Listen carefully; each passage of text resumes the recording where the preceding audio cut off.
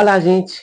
Hoje o tema é Esperança Equilibrista, frase que extraí da canção O Bêbado e a Equilibrista, composta por Aldir Blanc e João Bosco, lançada no ano de 1979, que ficou muito bem conhecida também na bela interpretação de Elis Regina. Apesar de estar mencionando essa canção, o meu objetivo aqui não é dizer o que eu sei nem o que eu penso sobre ela.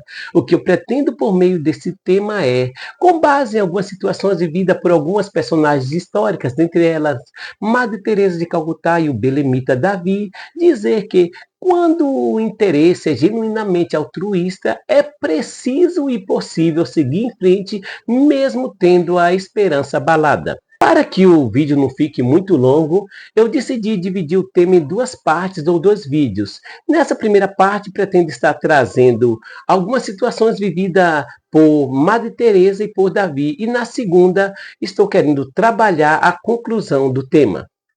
Vamos lá? Das muitas frases que fazem alusão à esperança, eu creio que as duas que estão dentre as mais populares sejam: a esperança é a última que morre e quem espera sempre alcança. Quando se diz a esperança é a última que morre, é claro que não se pretende dizer que ela seja capaz de transcender o alguém que espera. Isso seria impossível, pois sendo abstrata, sua existência e duração vai depender, é óbvio, do alguém que a comporta.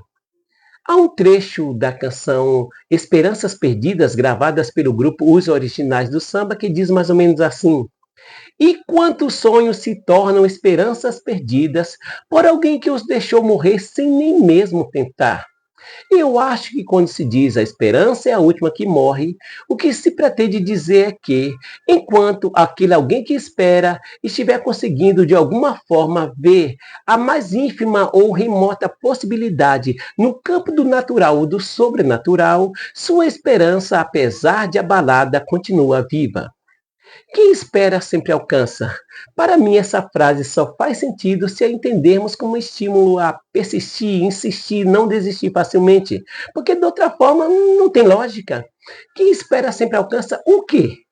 Porque se for o objeto da espera, a gente sabe que isso nem sempre acontece.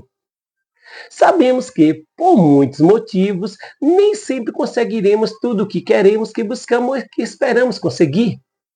E sabemos também que nem sempre se deve ficar parado aguardando que aquilo que queremos venha acontecer. E a esse respeito, acho interessante o ponto de vista de Geraldo Vandré expresso no refrão da sua canção que tem por título Pra Não Dizer Que Não Falei das Flores. Ali ele diz: esperar não é saber. Quem sabe faz a hora, não espera acontecer. E de fato, quem ou quando se sabe, se tem um jeitinho de encurtar o caminho, explora-se atalho, furando fila de espera e conseguindo no espaço de tempo aquilo que provavelmente não se conseguiria se estivesse parado esperando acontecer. Mas isso é quem sabe. E quem não sabe? Digo, e quando quem espera chega a um determinado ponto em que já não sabe como, até quando se deve mesmo esperar? Eu acho que essa é uma das condições em que a esperança passa a transitar em corda bamba. Dizendo em outras palavras, quando, por algum motivo, a dúvida, o receio, a insegurança entra em cena, a esperança passa a ser abalada e seguir em frente não é tarefa fácil. Conhecendo um pouco da vida de Agnes Gondia Boiadil, mundialmente conhecida como Madre Teresa, sabendo um pouco da história do belemita Davi, o mais famoso rei de Israel, ou de Abraão, o patriarca da nação israelita, tendo contato com biografias de algumas outras personagens históricas, somos tentados a acreditar que num determinado período, ou em alguns períodos da vida, sentisse como que fracassado, abandonado, desprezado, desconectado da fonte razão da sua esperança, é parte do currículo, ou melhor, é requisito essencial no currículo de muitos daqueles que se dedicam a servir em benefícios da humanidade ou de parte dela. Eu citei aqui Madre Teresa, Davi, Abraão, mas se fôssemos fazer uma lista com todas as pessoas que contribuíram de alguma forma para o bem da humanidade, Eu creio que a lista seria quase que infinita. Poderíamos citar Alexander Fleming e a penicilina, Alexander Graham Bell e o telefone, Thomas Edison e a lâmpada elétrica, Carl Benz e o automóvel, e como eu disse, a lista seria quase que infinita. Mas por questão de tempo, vamos falar apenas de Madre Teresa e de Davi aqui neste vídeo. Agnes, quando criança, admirava a generosidade com que seu pai tratava as pessoas carentes, e foi nessa fase da sua vida que seu pai foi morto enquanto ajudava pessoas. De acordo com o vídeo, quando Agnes completou 18 anos de idade, diante do túmulo do pai, ela diz: "Preciso lhe dizer sobre um amor que sinto. É um amor tão forte, tão profundo que se tornou a minha vida." Em casa, ela comunica à sua mãe sobre a sua decisão de ser freira. E alguns anos depois, já como Madre Teresa, andando nas ruas da Índia, ela se comove ao ver tantas mãos estendidas em sua direção pedindo algo e vê ali também pessoas deitadas ou sentadas no chão, doentes e desnutridas.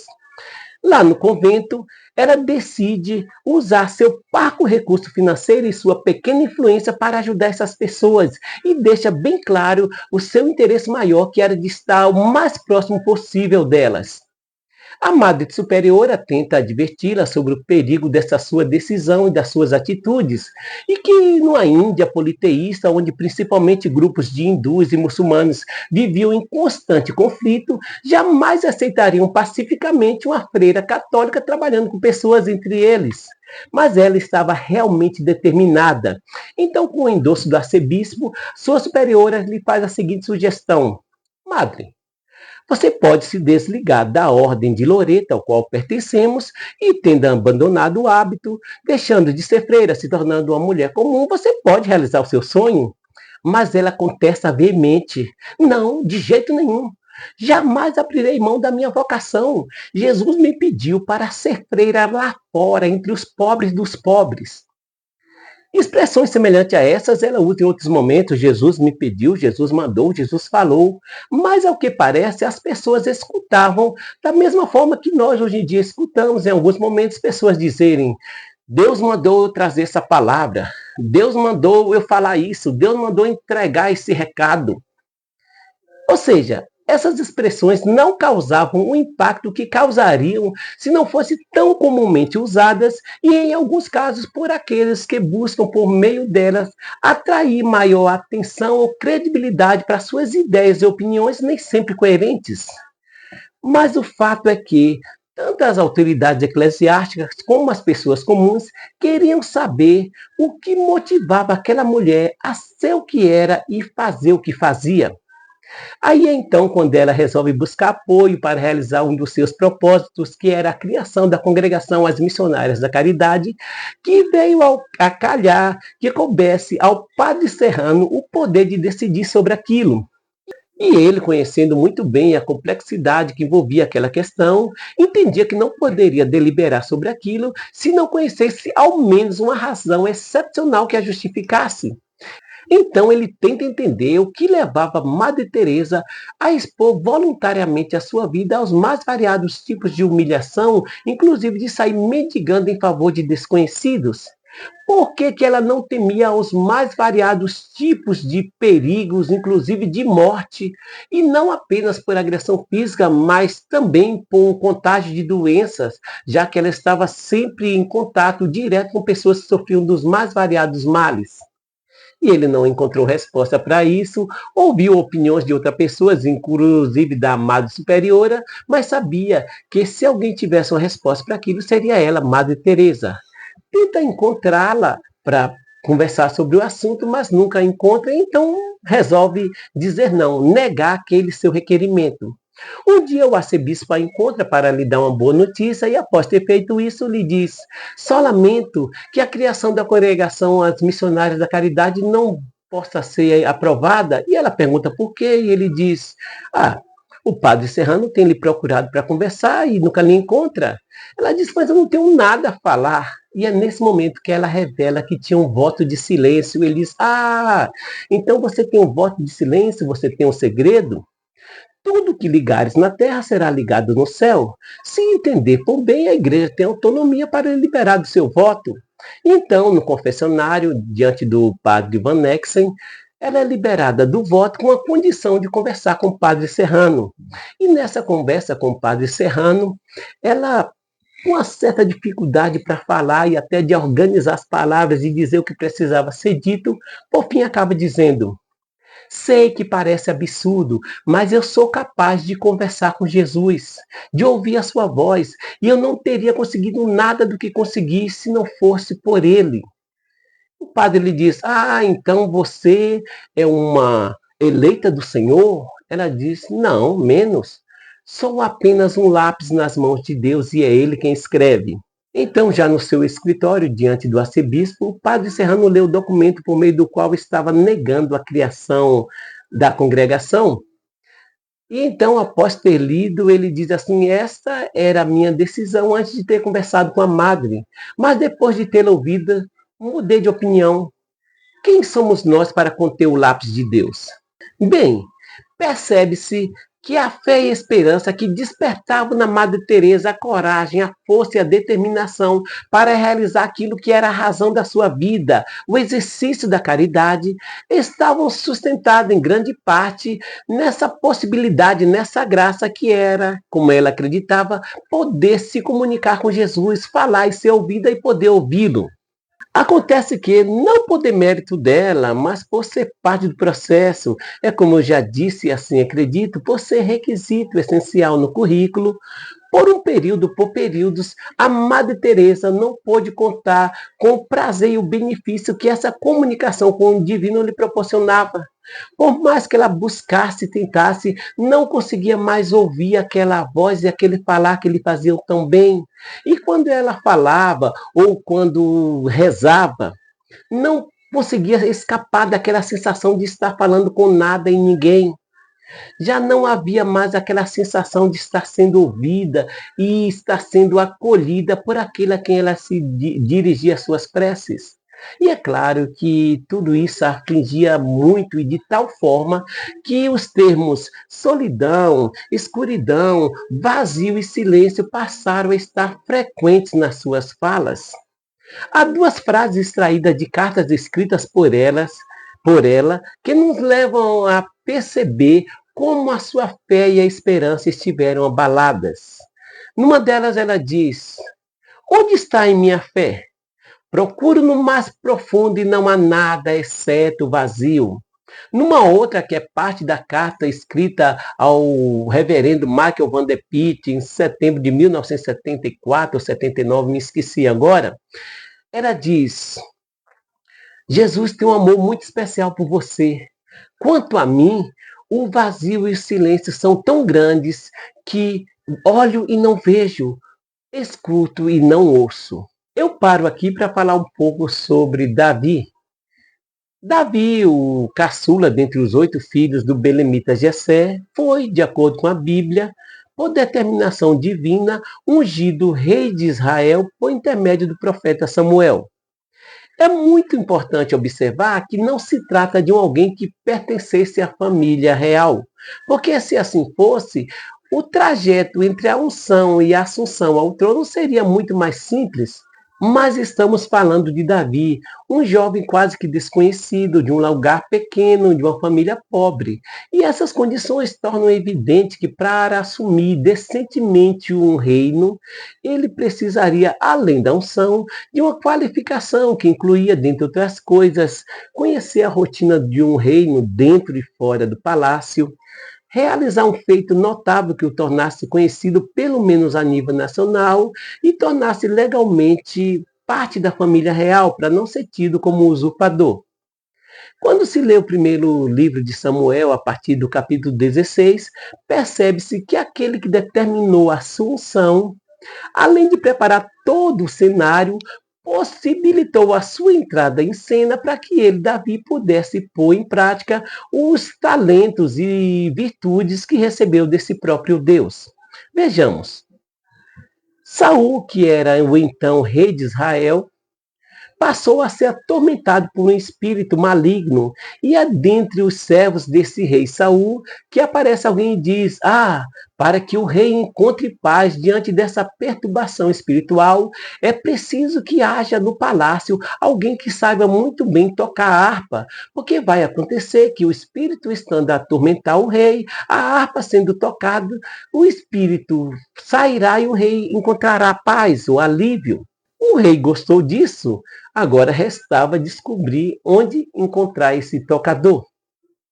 E é dentre esses servos do rei que aparece alguém e diz: tenho visto um dos filhos de Jessé que toca muito bem e enumera outras qualidades de Davi. O rei, é claro, manda trazer Davi para o palácio.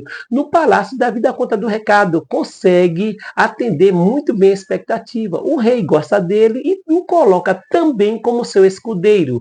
E por esses e outros meios, Davi teve a oportunidade de conhecer o reino dentro e fora do palácio.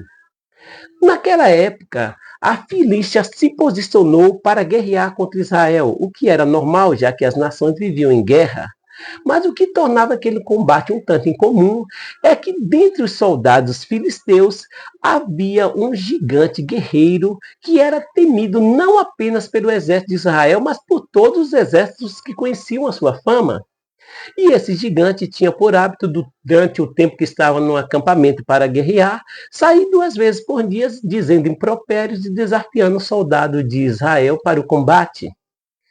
Num desses dias, Davi foi lá para levar mantimento para os seus irmãos, que eram soldados do exército, e chegando lá, ouve as palavras do gigante.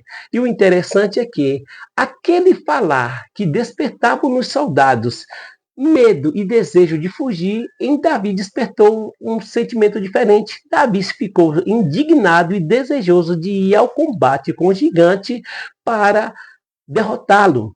Como se trata de uma história muito conhecida, eu não vou narrar o combate de Davi com o gigante. Só dizer que, por ter derrotado o gigante, Davi conquistou uma honra maior do que a do rei Saul, passou a ser conhecido e respeitado em sua nação e temido nas nações vizinhas. Bom, para se tornar parte da família real, Davi precisava se casar com a filha do rei. Mas isso já fazia parte do pacote. Quem derrotasse o gigante, além de conseguir isenção de imposto para toda a família, teria também o direito de casar com a filha do rei. Acontece que a moça que seria dada a Davi, o rei Saul deu por esposa a um outro homem. Mas no capítulo 18, creio que capítulo 18, a partir do versículo 14, então o rei, já numa artimanha para derrotar Davi, dá a Davi uma missão que, sendo cumprida, lhe daria o direito de casar com uma outra filha sua, que seria Micol em uma outra versão. Davi vai lá e executa a missão com excelência, dando ao rei o dobro do que ele havia pedido. Bom, Davi casou-se com Micol. Bom, já tinha agora a unção e a qualificação. Era só partir para o abraço e esperar o momento de assumir o trono. Mas faltava o que eu tenho chamado aqui de requisito essencial. E talvez por isso, o reino que deveria abrir os braços para abraçar Davi, cerrou os punhos para combatê-lo. Davi passou a ser visto e perseguido como o maior inimigo do reino. E fugindo dali, começou a se esconder em cavernas, correndo de um lado para o outro, sofrendo necessidade e humilhações, e temendo a todo instante ser derrotado ou eliminado pelo rei Saul. Há 2 referências que nos levam a perceber como a fé e a esperança de Davi estiveram abaladas nesse período. Uma delas é no capítulo 21, eu creio que é a partir do verso 10, quando Davi, fugindo de Saul, vai buscar refúgio no reino de Gate, reino de Aquis. E quando chega lá, os conselheiros do rei olham para ele e falam assim: mas não é esse o Davi, o rei da terra? Não é sobre ele que cantava, Saul matou milhares e Davi 10 milhares? E Davi pressentiu que poderia ser assassinado ali. Então, temendo a isso, ele teve a ideia de usar como estratégia fingir-se de louco.